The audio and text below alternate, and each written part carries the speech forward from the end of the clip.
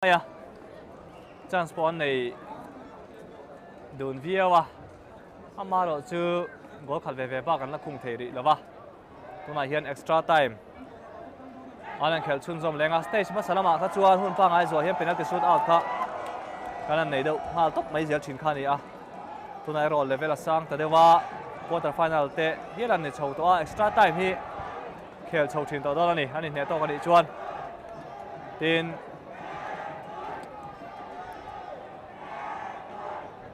extra time มาเห็นอันนี้เนี่ยตกเลยโฟนี่ชวนเป็นนักเตะ shoot out มังเทปอยน่าจักโจข้าสนง่ายชนสมต่อโดนทีนั่นนี่อ่ะ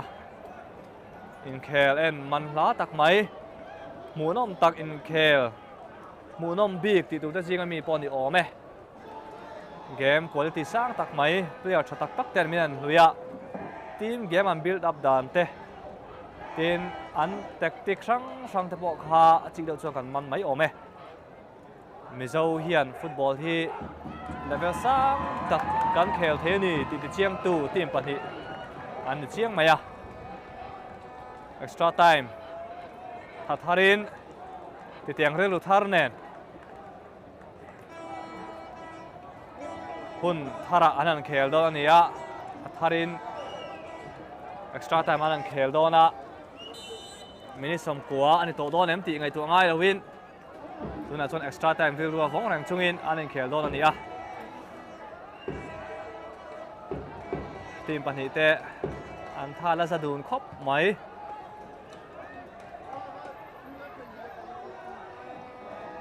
ชวนเตะคลาร์นุ่งอาปอตร์มาปอลักคลากงังไม่อะ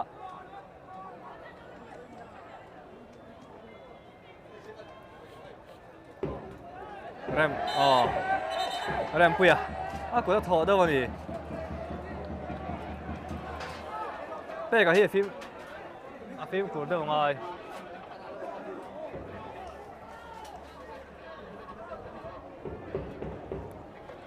อีโลกาดหมูโตเชียเลี้ยงปุ๋ยเจอชนะบอล17เปกะฟิล์มกูสุยเราชวนเรียนการแข่งจอยปัลไม่ยังตีเท่ามันนี่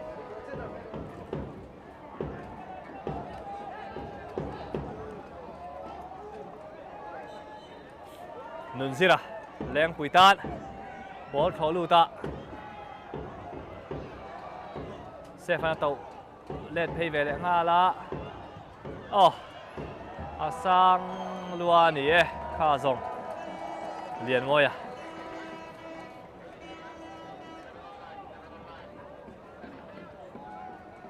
คุณปางไอ้ตบล้ำบอลรวกไอ้ชนเต้มีนะบอลรวกอาซังขายเลยแต่เดี๋ยวว่าแฟนสเตะอันไหนชะดูนเขาไม่เห็นชุกขัดมือไหมอะบอลรอกอัลเวียวันนี้จะกบทั้งละมาบอลเราคิดว่าตานั่นจ็อบฟูตอกเราเช็ดกิมาเจเซฟเช็ดกิมาจิระชันเตะ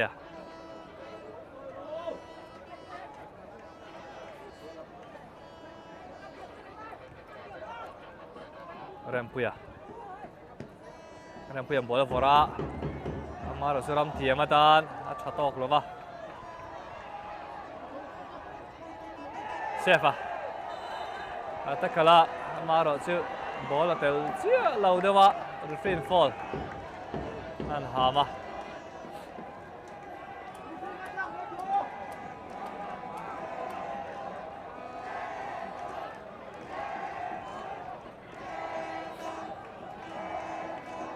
แรงปุ๋ยตาทีมกัปตันโจเฮอร์เลียนะ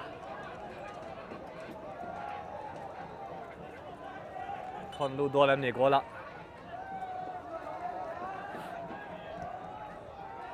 ขอลุ้นฟังอ่ะชวนเตะตาละสร้างชัดเดี๋ยวนี้ในหลังอุยมตอกแล้วไหมอันนั้นเราชัดเสร็จแล้วตัวหน่วมตอกเวลนี่ทีไม่ตัวราคานี้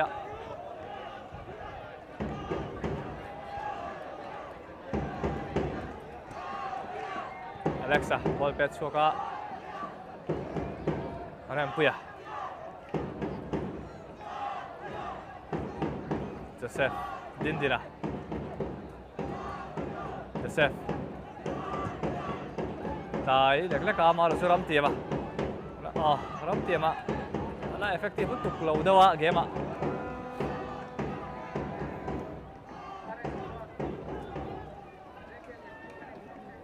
Santea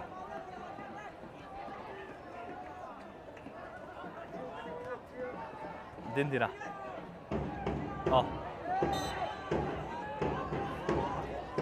Dindina and Ford and draw Lea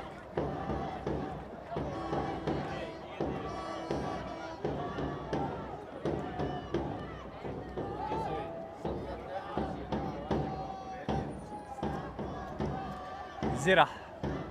okay nan pet le do la Amaro chu pet chatok lo deu na thialam side throw Santea long throw ti don nge bun hai om din dina pass mai don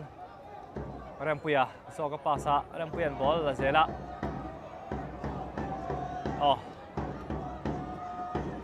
Suantia ron le sawa Dindira havan lalu track Dindira lalu zela cross ball này ạ Amaro chu Jozo Herlin là team captain leng pui na ron clear Triệt kia mà là team captain in ball chăm cái đấy ạ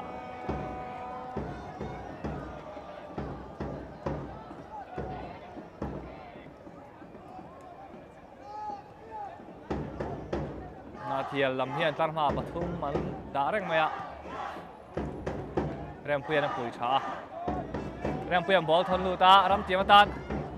Amaro chu ram tiam ram tiam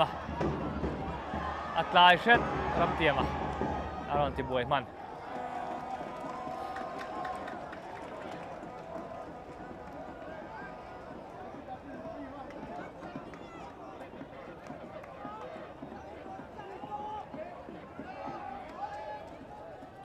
team pan hi te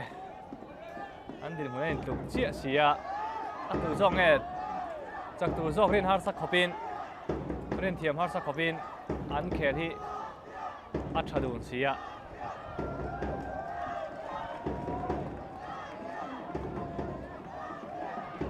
an in ven thadanga ya an attack an atto ka ngai boka tin an in tha da lo sim ngai position tin mai hian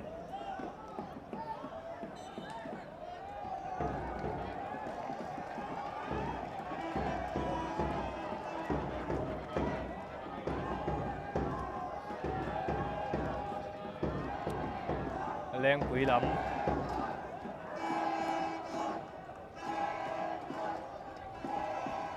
Leng pui lam in free kick an lo chua ka goal khung na rem changa an mang tang kai thing em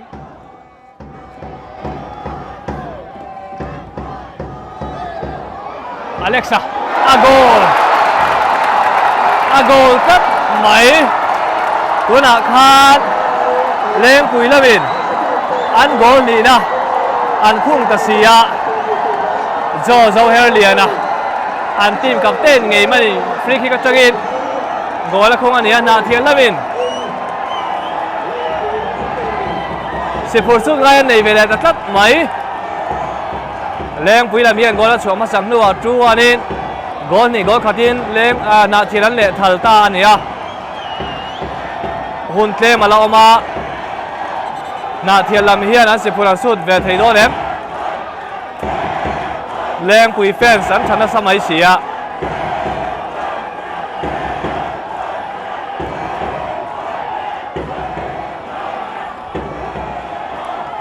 Leng pui lam an duai lo na thian lamin engen thlen tir don player engam zat an la chuak to sia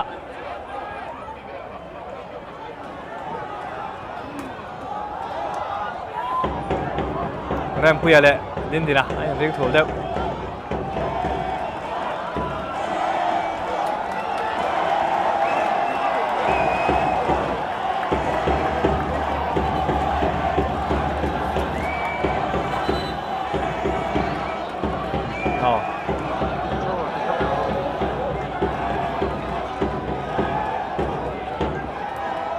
na thiam player te an man mo to chu ti lai leng pui player ten hun an ren vak to lo trana ala ling ta chia mai hun pa ngai khan hun tam zo ga na thian an chung nunga hun pa ngai taw don hai leng pui la min an si phuran su ta extra time an khel chun zoma leng pui la min an khung bel masata sia na thian lam din mun a chiang ta lo gol ni gol khat ania leng pui lam a paw lam hian gol ni an nei a na thian lam in gol khat an nei a gol masa pani te hi penalty atanga khung ve ve ni nuwa hun tam vak lo liam ta khan tu extra time khel me ga hian leng pui team captain jo khan jo her lianan free kick atangin gol rong khung bel ta sia leng pui lam hian gol ni gol khatin man shroi ta a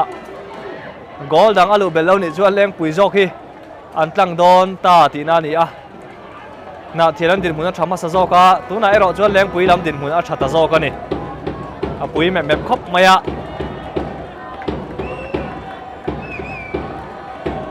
oin khelan chun som le don na ya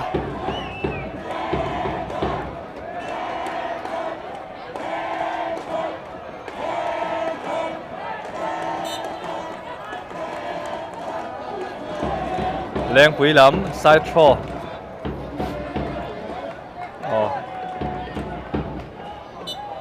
assistant referee para chuan te la fall tak mai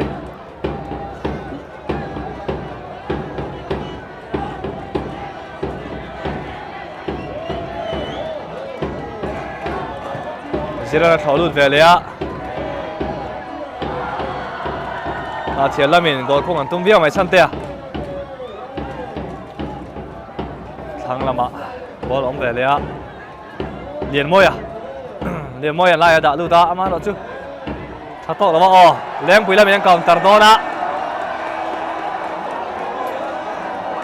xuôi à là liền dọc thật mấy chân te khá ta lưu đấy ạ tái tổ chân te riêng tổ luôn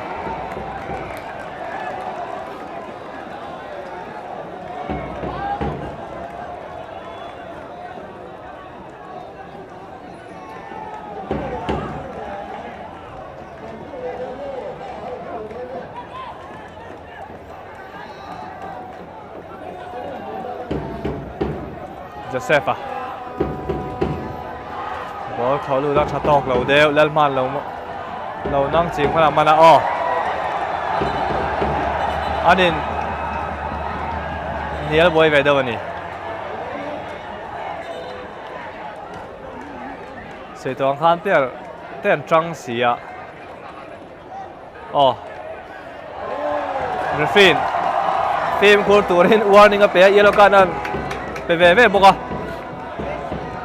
thôi tụi nó chặt tắc đi thì các chuan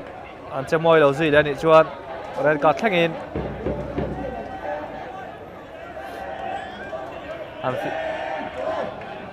anh din huna kha ahim lu tuk talava Josefa ok lu zira ma lo lâu đắng man thina shiat kima zira santea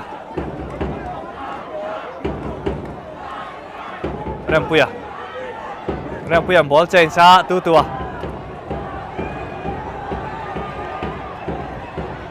ball palu zela Josefa là man năng chính man teu em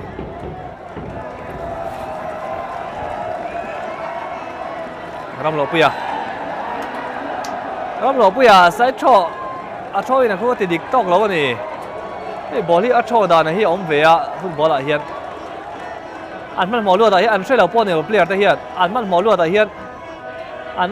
lo phim khur mai thi ni ti mai tiang an phim khur to lo thin dewa le lam opponent te ran ball chan chung thin sia a wu yong thin ani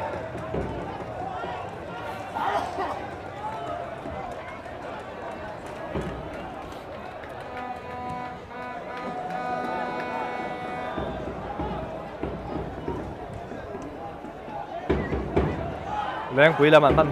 man mo vak to lawa na thia lam an man mo em to thunga leng pui hian counter attacking game khelan ril lu do ni na langa peka Xoaya ball keng se la ma chu lian mo len rola rem puya lama rem puya na Xoaya takal na ma sa kha fe fo la ha ma Xoaya nai ti deuh tat maya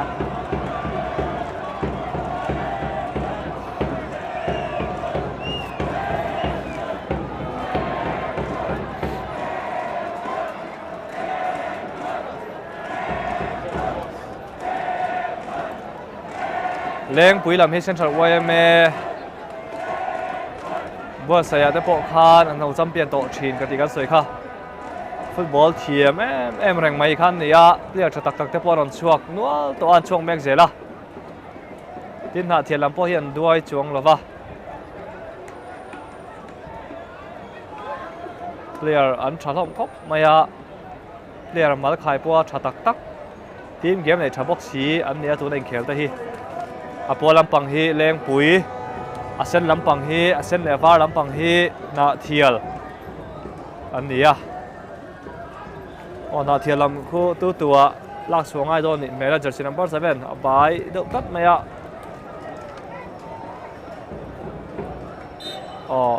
la khel thei nge ti do ni aba na phar zeu mai leng pui lam in ball for lu dia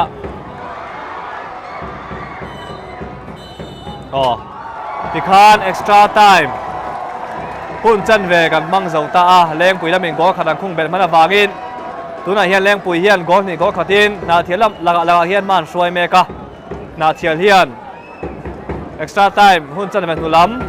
khale tura hian an sipuran sut manangem an sut man lo ni jo kan mang tha ngai do ani thitu te lo ka son novila re lo te tak tak kan cho zo kanga kan no kir le thoi do ani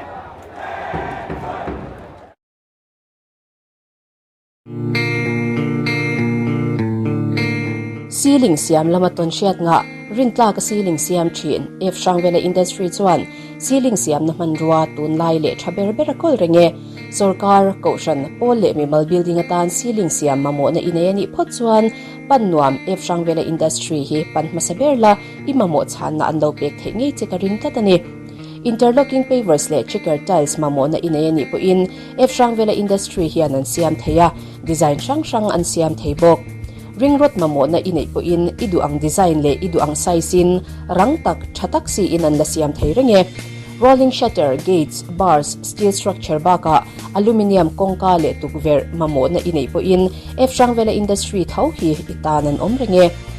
f shangvela industry upper khatla phone 0389231341 9436743330.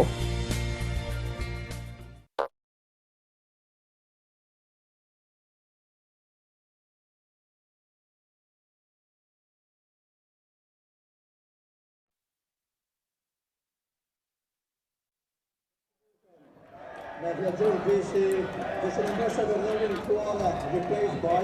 jersey number 28, Zoe Kuya.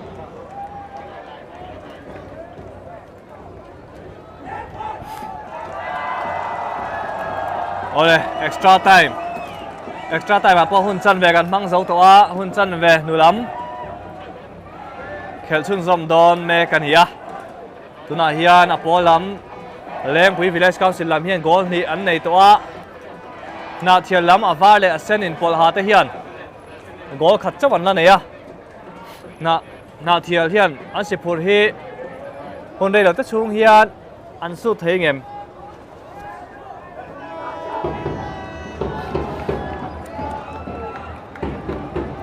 tuna tanga dei lo te hian atu zok hian semi final lu don ti chiani na om dona na thial hian an sipur an su ta aba gol dang alu lo ni chuan penalty shoot out te po kan mulawang ti a soi thei lova chu wang chuanin hun dei lo te chu in khel bo rok chang le munam tak ti be sei tiang team tha in an sipur su tumin an nordona team tha ve kin lo dan an tum done ram tiam a fall tlat mai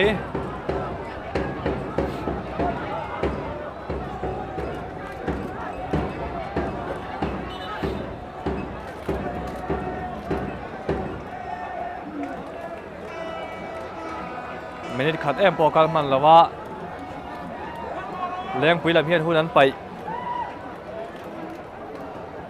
se ta viau lova na thial lam ero hi chuan hun hian ren viau to thunga chuti lai an opponent player te boy songai la om hian an relu tur te po kha kan sa thiam anga football hian kan tel tam takana ya in khel thiam ringot hi ni lawa fin telangai ni ball thi lai fin anga ball nun lai fin anga boka tin khel mola in khel mek te mai pi lama coaching staff te manager tin bench lama lo thu ta thang mai in trong kai na lai an nei veka team game tak tak an in lai hian mo phuna sang sang ti tu sang sang din huna zira han ti om tak tak te hi a om nual maya sai vek sen pon ni lova khelan chun som le a chuan te chu tar nung lama ven pui tam me tar malama tal tam ta hle me leng pui tan ram lo puya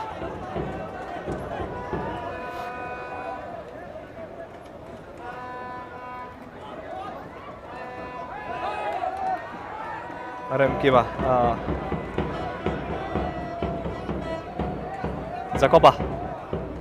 Jacoban bola rem saga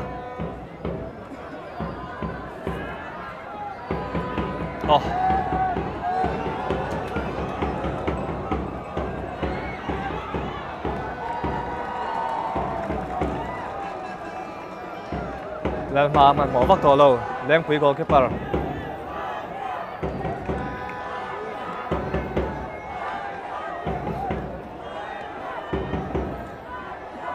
na thiela min an be se angin an nor tom lai thei bik lova lên quý làm ăn huai sen sia chante a ball on thọ chua ka ngam tiam a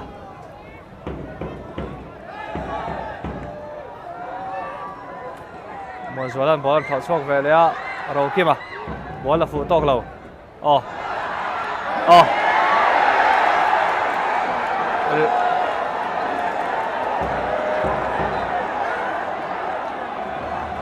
assistant referee parva maya referee takson fall aham le lo ma lo assistant referee zo kha lo mu chiang parva maya ain ro langa referee assistant referee ron photanga thil om dan te an chian nuwa eng decision nge an siam don cái tiếng hiện ngay về nè referee ta hian in khelan vila assistant ta hian kong eng kim an lo puya lo troi om tha referee na enga mo amu chen lu tuk lo pal te po hi assistant referee ta zok hian lo mu chen zok tum te om ve thina chu tinga chon hanin ron te hi anga ya atul ve thina ni so tu na in khel ka lai mek din muna hian ni ta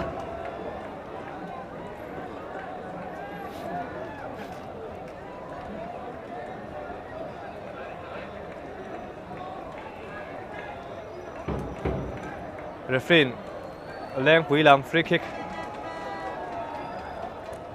na pe a ro kiman free kick a lo chua ka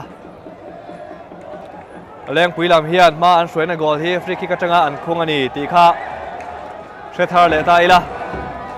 free kick ai naya an muwa goal an khung na free kick khami ai naya khan tu hi free kick an lo chuak le ta ni a leng pui lam hian goal an chan tir le thei ngem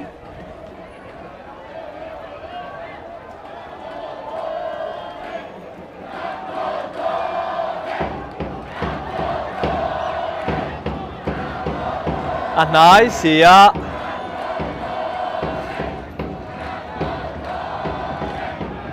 Alexan Walarem Chavia wangaya Jo Zoheliana Avan Teu goal ni na free kick atrai na khung teu le mai jo Alexa chaman meu lo ni tu ra han goal mau ta kal lo mai pu ball kha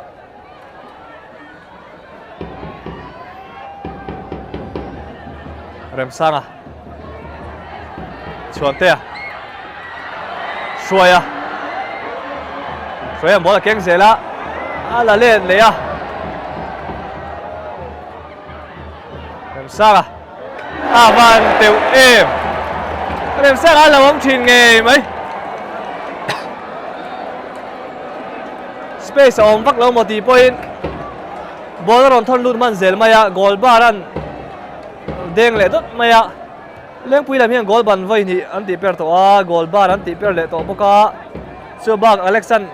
thataka lo se fa lo ben chua sakte po om noka tuna an khel chi tang chu leng pui lam hian hun than nga jok ta tat mai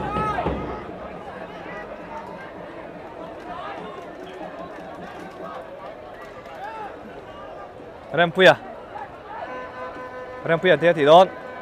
a keng rei shita Rempuya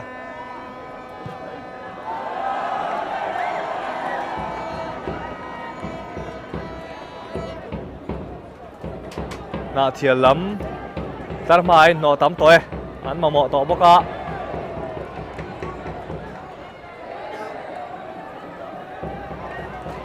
na thial lam ball an vele thunga referee ha ma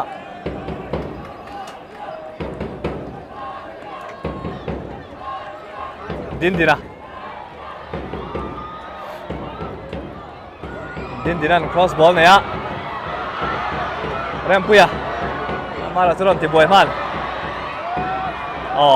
na thiệt lắm mình con là ran lộn xua cả Rem trả na lấy sâu em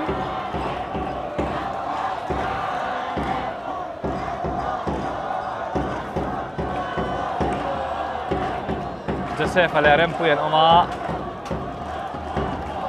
Joseph an corner peta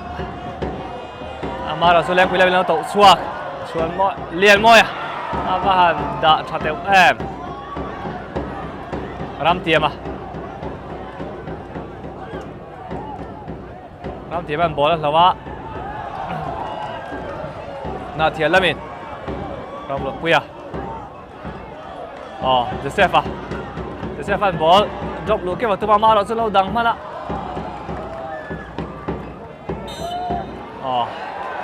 liền moi for certainly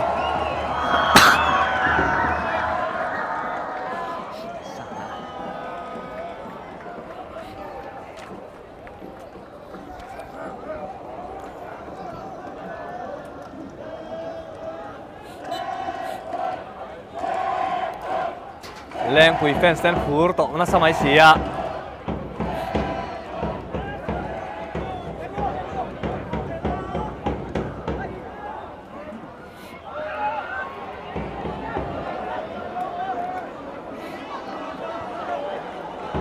Rem puyan thang lama ball da lian Rolu puyan thang lama Argentina Rolu puyan oma Argentina thak lama ball chen sa Joseph cross ball avan teu em na thiệt là mình goal ăn khung treo goal balapu avan uyom vele na thiệt làm tan chưa lần mà nằm ăn bia la là bóng chùa na poi thui teu vía mà này leng pui goal keeper ati số trăng in ball có sẽ là goal ăn chùa teu vía mày leng pui là mình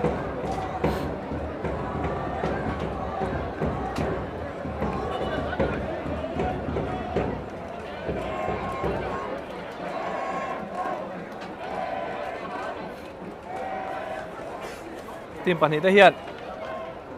an starting 11 na player then khat engemaw zat an la chuak to sia an in ne to zui tamai bok nen extra time an khela ma froi ma sajok na thialamin sian ur le ta thunga na thialaman man mo to sia hun atlem to bok si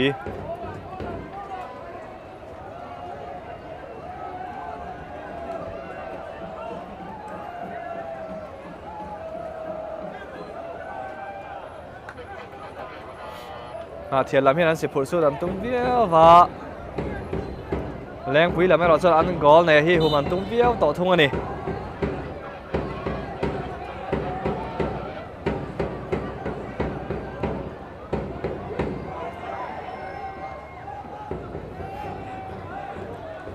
thiền làm hiện ball vào lưỡi dùng sung toa làm tiêm à đâu ama rồi chứ leng quý làm hiện ball anh chật lấy thì tấm mèo lo vạ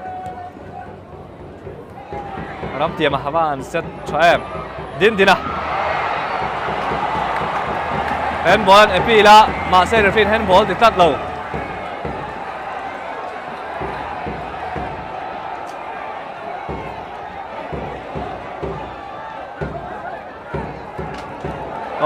chuẩn tê à ball sang à chú rem puya rồi rồi la rem puya van try em rồi chú lâu thì buổi man Joseph leng quý làm xong ball thọ chuộc lúc lụa động toa đang thùng ảnh vẹn ủ lục viêu toa là thiệt là miền nord nó xì à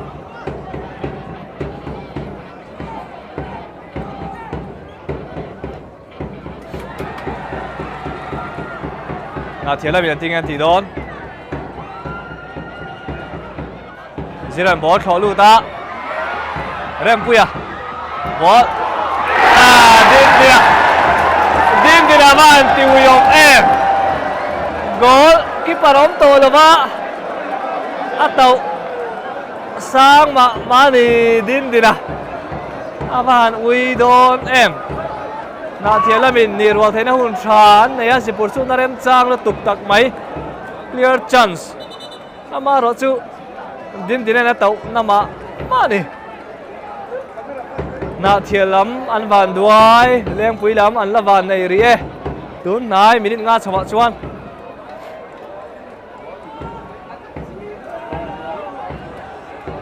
mình khéo bóng rồi vàn trắng rẹp em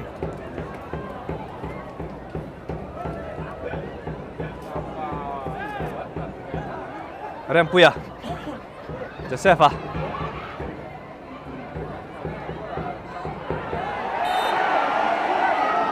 Amaro chú fall ông về lấy à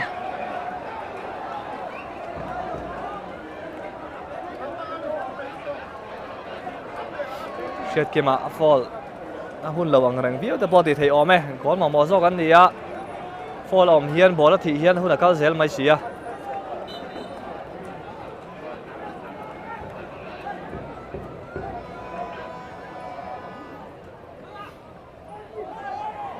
rồi kia mà bala sa lau dawa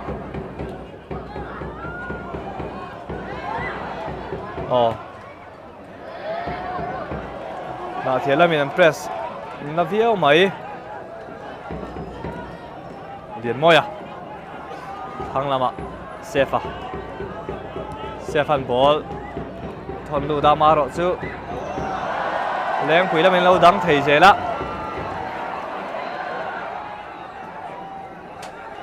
Joseph yang tiga tidot no dan per saka leng pula min Jacob miss pass tat mai leng pula man phim khurangai hun atlem towa alin hum thei chuan semi final lut mai dona na thian laman man mo to ram lo puya thang lama Joseph fan ball thon lụt đấy ạ, ama rồi xuống leng quý là mình lâu tẩu suộc thấy thế là, làm sang à, Joseph fan tha ball rồi lắc sạc leng ha là,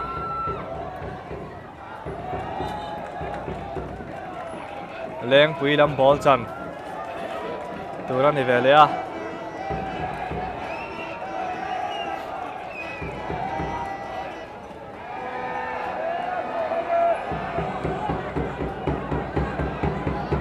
Joseph chắc lắm ạ, rem puya ball tháo lù ta, mà rồi chú đủ cho sao mang in chance nó xem xong lấy thấy了吧, rem puya, hun ba ngày tàu ba minute li pek bela,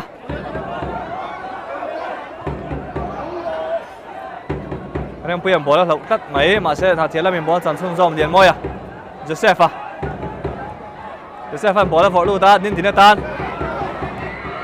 Van William M half chance Shiat kiba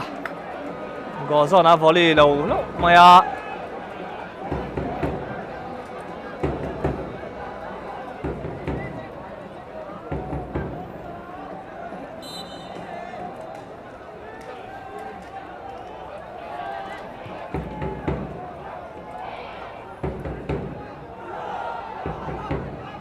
thiala min ball chang le a lian moi à ball for lut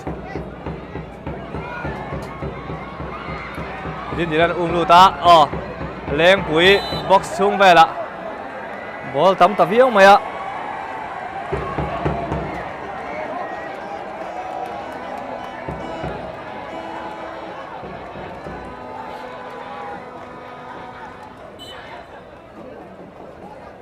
kun pek bel minute li ni a engem mo za ta kal to a na thiala min chance phun thung anei thei do lem din dina hawin patlang lei thei meu lo tar nunga zo her lian le anau te zo le anau te nang ding het khop mai a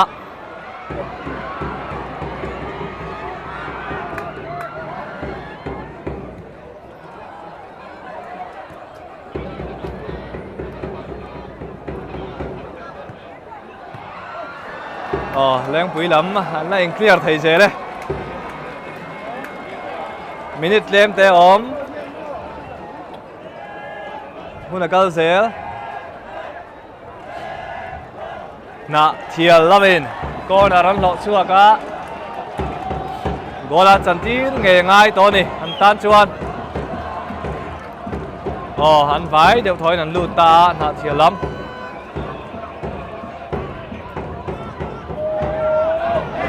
Van chapeu em lian moi à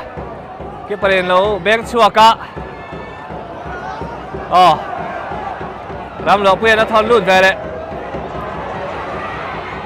Kama lộ chú lên mai lâu nằm chua lên quý lắm mà lấy hiếm xóm ấy Joseph à rem pui à ball control man lâu